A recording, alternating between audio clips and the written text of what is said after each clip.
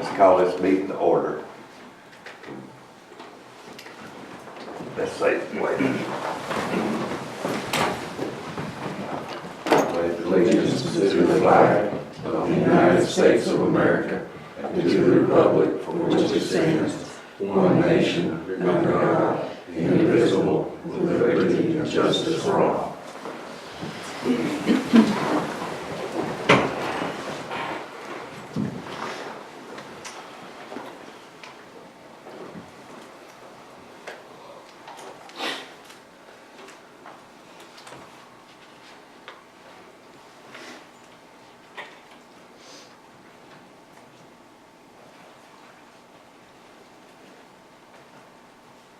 Next is the agenda approval. I'll make a motion to approve the agenda. And I'll say before we approve it, for 6D, for 6D, if we are just going to vote on that item, that is fine. If there's going to be any discussion of performance and things like that, we'll need to do it in executive session. So that's up to the council whether you just want to vote on that or if you're going to have performance-based discussions. We'll just go ahead and vote. Okay, so we don't need to add an executive session for that. So I'll make a motion to approve the agenda as is. I'll second. All in favor?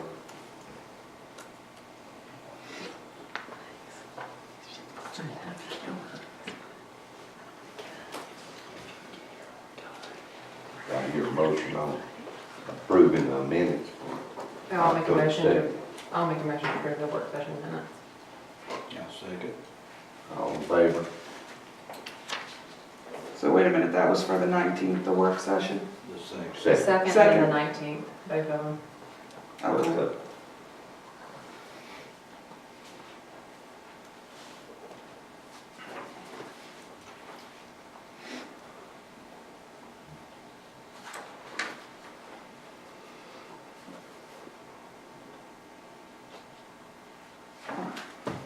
Next All is right. Department reports. okay, You're up next. all righty. Financial report. Included with this report is a statement of revenues and expenditures ending October 30th, 2017. Please review at your convenience. Pickens County property tax bills went out in the mail on November 1st. Payments have been steadily coming in, as have the checks from the Cherokee County side of the city. The audit is set to start on Monday, November 27th. It was originally scheduled to begin this past Monday, but the auditor needed more time to finish up with another city. I have all the necessary reports and paperwork ready to go, so I anticipate that things will go smoothly. Maintenance. The maintenance department has been working on many side projects as grass season has slowed down a bit. Things such as grinding stumps, edging around the sidewalks, and bush hogging are keeping the city looking in top shape. Excuse me. On a final note, Mr. Fawcett will be on vacation all next week for the Thanksgiving holiday. Sanitation. Quarterly sanitation bills were sent out in October, and most people have paid up to date. Those that have fallen too far behind had their service disconnected. With the last trash bills, I sent notice of the citywide dumpster days, as well as a copy of the policy that we recently reapproved. I wanted to make sure that all customers were aware of the policies that we have in place. Despite the less than stellar weather on the second weekend, we got rid of a lot of trash from the city. We came in well under budget, so I do not see a problem with getting another dumpster after the holidays, as well as the already planned weekends in April. I want to thank all the volunteers who helped during dumpster days, as it made things run smoothly and successfully. So David, as you had said something when we were talking about it before, we'll have enough money to do something in January because we came well under budget on that. Okay.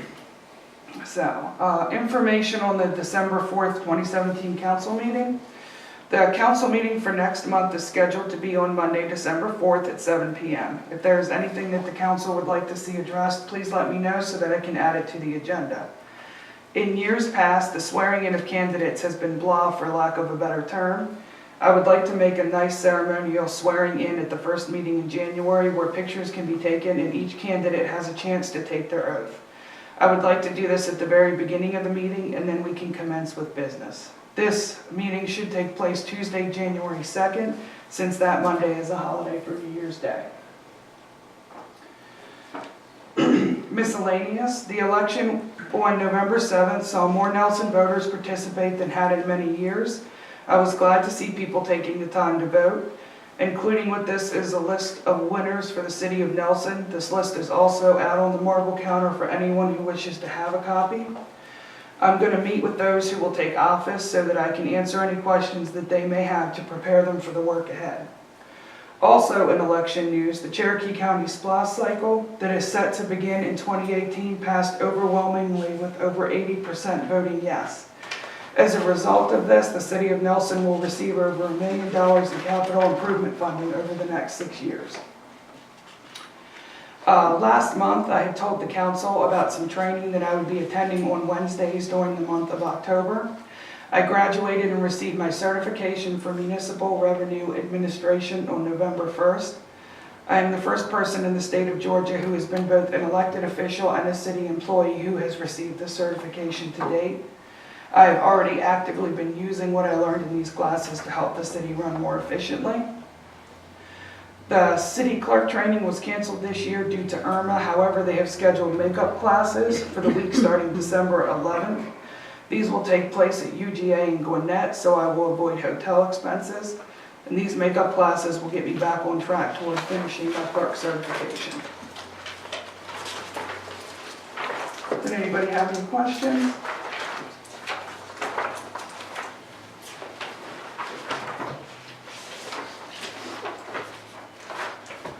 Next is our police report.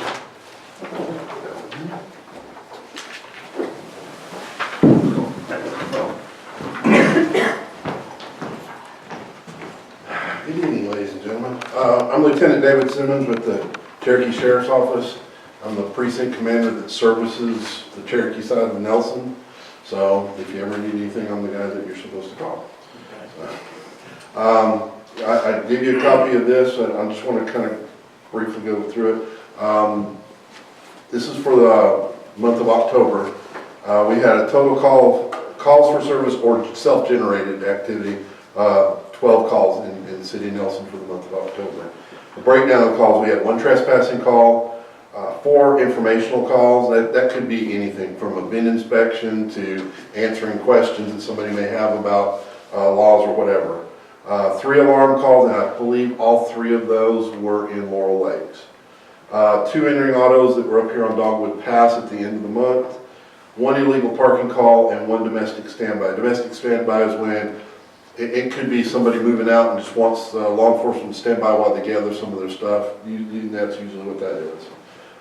As far as significant events or calls for service, again, October 30th, we answered to 2 addresses on Dogwood Pass for reports of vehicles that were broken into. At 380 Dogwood Pass, several vehicles were entered. All were left unlocked. There were a few other reports on Old Canton Road and Ball Ground, both in the city limits and the county side of Old Canton Road. At first we thought, because there had been reports of a homeless guy that had been going between the two, between Ball Ground and Nelson, we thought that was probably going to be him. Turns out it was 2 teenagers that did it.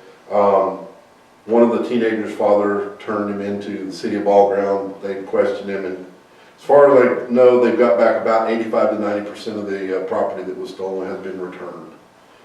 A couple of days into November, there was another report of an entering auto from Dogwood Pass, but we think it happened the same time frame. They just didn't report it right away. Second one, again, reports of the homeless guy sleeping in the restroom in the park. We have what we call an extra patrol. We put it on a concentrated patrol, and after a couple of weeks, on November 14th at 2 a.m., Sergeant Cook and Deputy Jordan found the guy. He was asleep in the men's room. The guy's name was Brian Stevens, 38. He's from the area.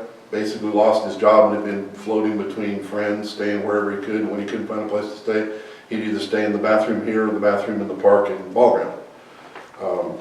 He's been given a trespass warning, so if he's ever caught here again, he's subject to arrest for trespassing. And I believe Ball Ground did the same thing at their park.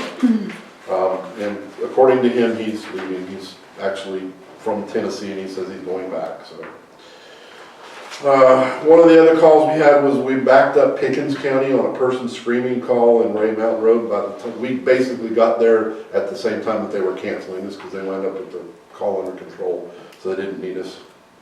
And any other activity in the city, we just continue our random patrols in the city, just whenever call will allow. We overlap a lot in the Pickens side, and when Pickens does their patrols, they overlap a lot in the Cherokee side. So basically, we're just trying to keep an eye on the residents and city property. So we're coming through as often as we can on every shift. So that's your report for October. Thank you. Thank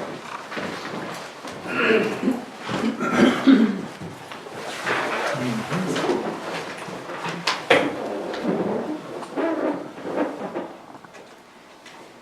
Unfinished business. Discuss and vote on reinstating the three-way stop for Pickens Street and Hillside Street crossing to Pilgrim Baptist Church.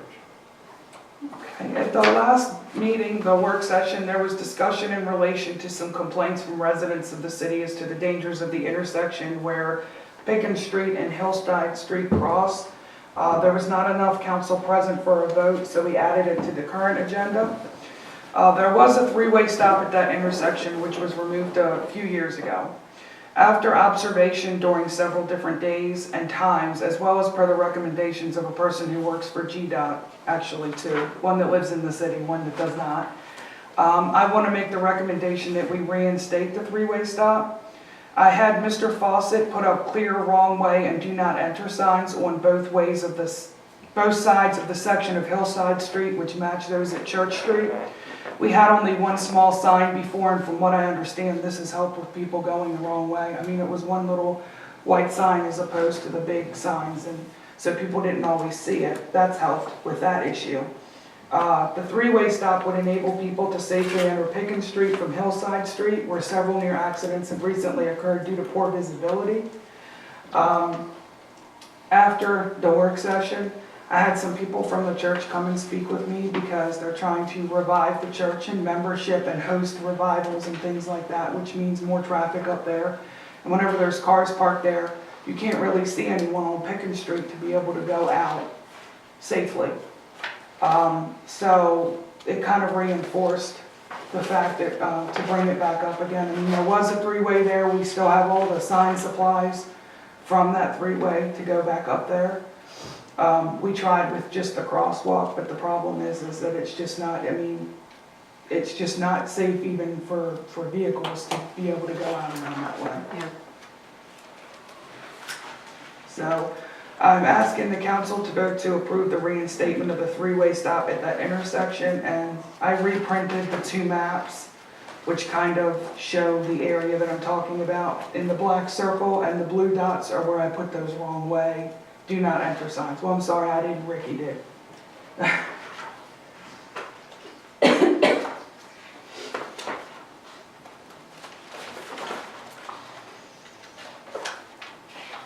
What do you think? Make a motion, we put the three-way stop back. I'll second. All in favor?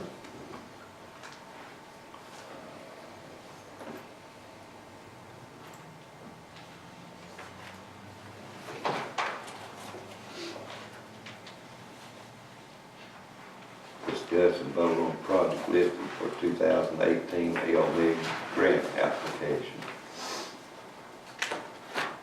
A few months back, I asked the council to begin thinking of potential projects for the 2018 LMIG grant, which is Local Maintenance Improvements Grant. The application needs to be submitted by the end of the year, so I'm bringing it back to the table for discussion and a vote. The amount for 2018 is $18,860.50. We're required to provide a match of 30%, which comes to $5,658.15. If it is a SPLOST compliant project, we can take that $5,000 out of SPLOST. Some potential projects could be the drainage on Kennesaw Avenue, which the council decided to undertake once the Cherokee Avenue part was complete. Getting the drainage problem taken care of is key, and we can always use extra money aside from SPLOST funds to complete this multi-phase project. Another idea was to use the money to create a better right turn lane here across from City Hall where Blue Ridge Avenue and Kennesaw Avenue intersect. So as you're coming towards City Hall there's that sharp right turn. We've discussed this before because the trucks keep taking out the near, yeah. So it's not only a problem for large trucks, but even small cars, and would be a benefit to anyone who would use this route for travel. I have been witness to many occasions where a person was unable to make the turn due to the tight turning space. They had to wait for the intersection to clear before they could go ahead and turn. There has been talk of this previously. It seems like it would be a worthwhile project. The owner of the property seemed happy with the prospect as it would be of benefit to his business as well. I cannot get all of the utility companies to consider moving their poles, one in particular. But if we go on the other side of the poles, like further in and make it a turning route, then it should work just fine. I reviewed the idea with the same representative of GDOT, and it was well received because he sat here at the intersection and watched what I was talking about. And he said that if they're not going to move the pole, then just go around the pole and make it come further in instead of right there. They'll probably be better off that way anyway. Give a better turning radius. I realized that this would not fund the entire project, but it would give us a good start. If the council has any other ideas, suggestions, or recommendations, I would be glad to hear them. Now note, we can put both of these on the application. Doesn't mean we have to do them both. They would rather have you list more than list one and then say, wait a minute, because you have to submit a letter and the paperwork to change things, so we could actually add both of those on there for that. That sounds good to me.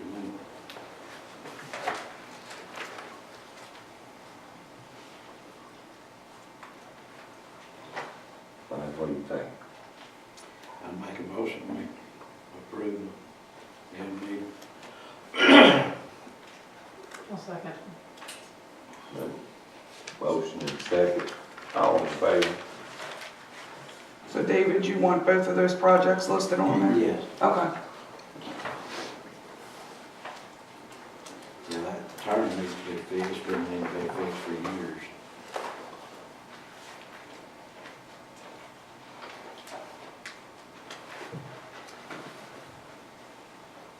At 6C, discuss a project of separating the utilities over at the volunteer fire department building. The city is due to renew the fire services agreement with Cherokee County. Part of the agreement is that we lease the building to the county and they pay the utilities such as water, gas, and electric. While this may not seem like a big deal, it was discovered that the volunteer fire department and the maintenance building share all of the utilities. The only solution to this problem was to separate utilities, which has required some work, but not nearly as bad as was originally anticipated. I want to make it known that all of the utility companies have been very helpful with this transition. Most of the work has been done on their end, with some electrical work required from us as well as some minor work towards the water and the gas, but they've really stepped up to the plate and helped advise me and give me information because I had no idea. I was thinking this was going to be like a $100,000 nightmare because it seemed a daunting thing. The electric is complete at this time and it cost the city $1,600. The company that did the work cut us a huge deal since the other estimates were at least triple that. The gas is in progress. It's in the paperwork trail. It has to go from department to department to be reviewed and signed off on before we can do anything with that. And the water requires the city to pay $1,750 for a meter.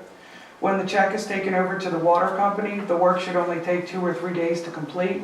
Once all of this work is done, we will be able to sign the formal paperwork renewing the agreement, and the county will take over all costs for utilities. Please understand that this is something that should have been done some time ago when the initial agreement was signed. Oversights happened, but now we're getting everything done and done correctly to code and inspected. I realize that some of the work has already been done, but I was working diligently to meet the deadline, which is to get everything approved and in order before the end of this calendar year. The agreement was supposed to be approved in 2015, so we're just 2 years past the expiration date, but I mean, we're getting it fixed. Things have just slipped through the cracks, but we're working on it. I'm asking the council to vote to approve the changes and to work and work involved with separating utilities, including the $1,750 needed for the water meter. Make a motion to approve it. I'll second. Motion to approve, all in favor?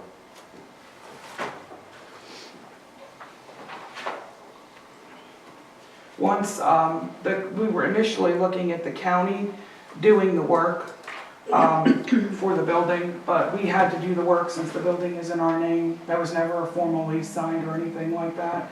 But it will also benefit us in that now it can be insured.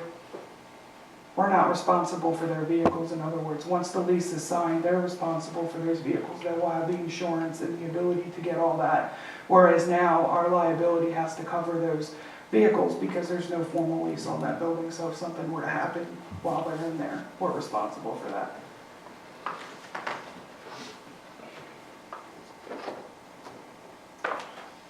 6B, discuss and vote on making the appointment of Tina Monaghan, city manager, permanent.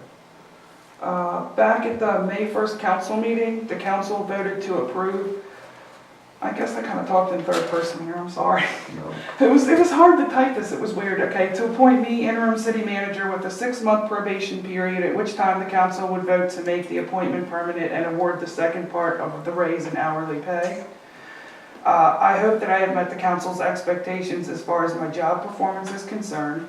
I never thought I could love a job so much, and aside from the occasional drama, I can honestly say that I have enjoyed getting to work daily with the council, other city employees, and residents of the city. I consider it a privilege to work for the city my family calls home, and hope to be able to do so well into the future. Just remember what Laura said, if y'all want to discuss job performance or whatever, we can go into executive session. Make a motion to make it permanent. I'll second. Motion second, all approved.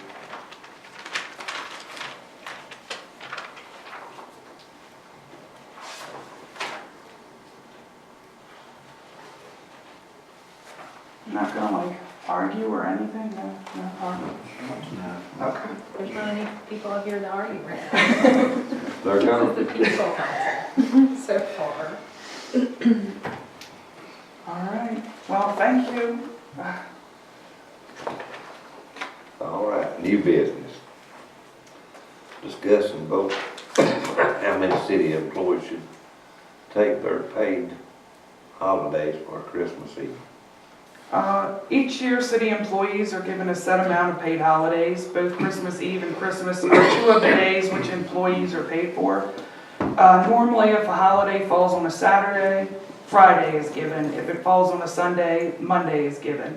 The problem with this year is that Christmas Eve falls on a Sunday, and Monday is already a paid holiday due to it being Christmas. I'm not trying to overcomplicate things. I just wanted to make it official so that, everybody was on the same page. In order to set our calendars and to be able to make plans, I'm asking the council how they want to handle this. Do we want to give Friday, December 22nd off, or the day after Christmas, which is Tuesday, December 26th? What does the employees want? That's what I was thinking. I mean, what works better for y'all? Well, I've seen them pick up garbage on Christmas before. Yeah, and I've told them to stop, Yeah. and they will not. Mhm. Gene says he needs to pick up garbage after eating at Christmas so he can work off the calories. Same for Thanksgiving, because Thanksgiving's coming up, and I said, do not pick up the trash. I think we can leave it up to the employees, whatever they Yeah. take Yeah. off, whichever day, it doesn't matter to us. All right, well, I just wanted to make sure Yeah. that y'all were apprised and aware of it, so I'll ask how they want to handle it and go from there. Since we're all in agreement, we don't even need to vote on it.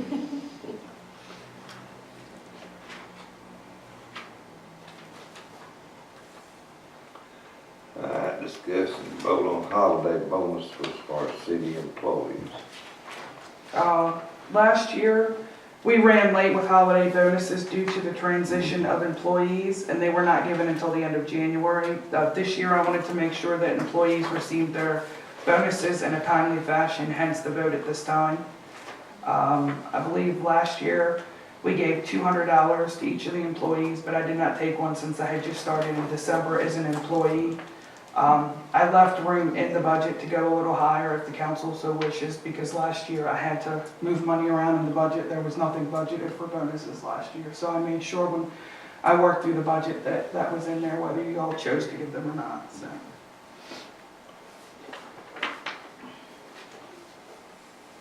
What are y'all's thoughts on this? Do what? I mean, just, I guess I look at it as the city doesn't provide any benefits, so it's kind of an option, an opportunity to give a little something Yeah, to that's make up right. for that. So I don't have a problem going higher than that. I don't either. I just don't know what's in the budget.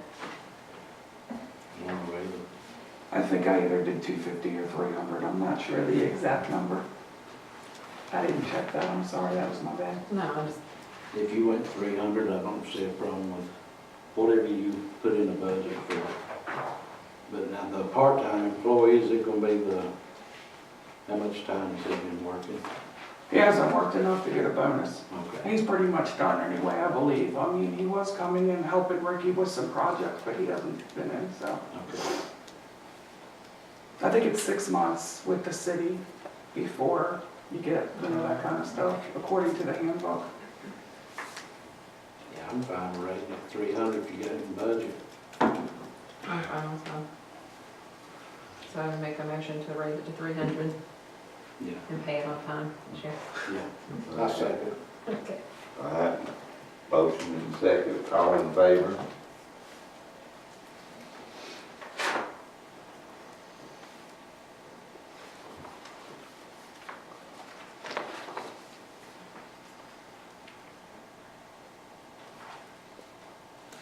All right, discuss and vote on whether to have work session always as needed rather than monthly.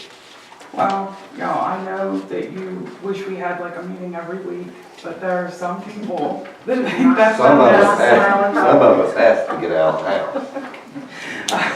Some of us are just fine being at home. There was a point in time where monthly work sessions were a necessity, as it allowed us to catch up with things that we had fallen behind in. I believe that we've gotten to a point where meetings are running smoothly and we can usually cover everything in just one meeting.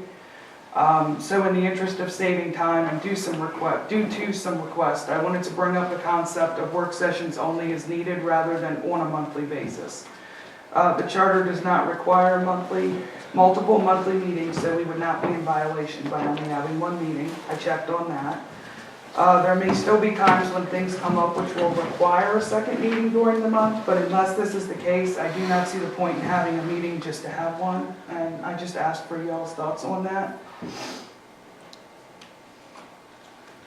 I'm good with one meeting, but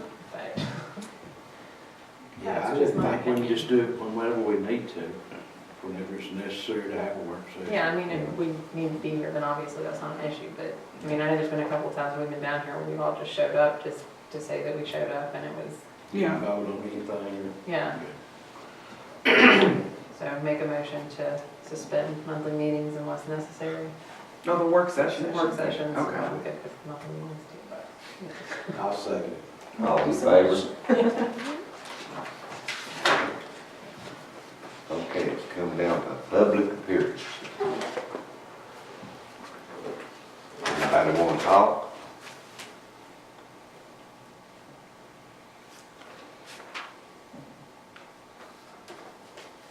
Make a motion, we adjourn. And I'll second that. Chair.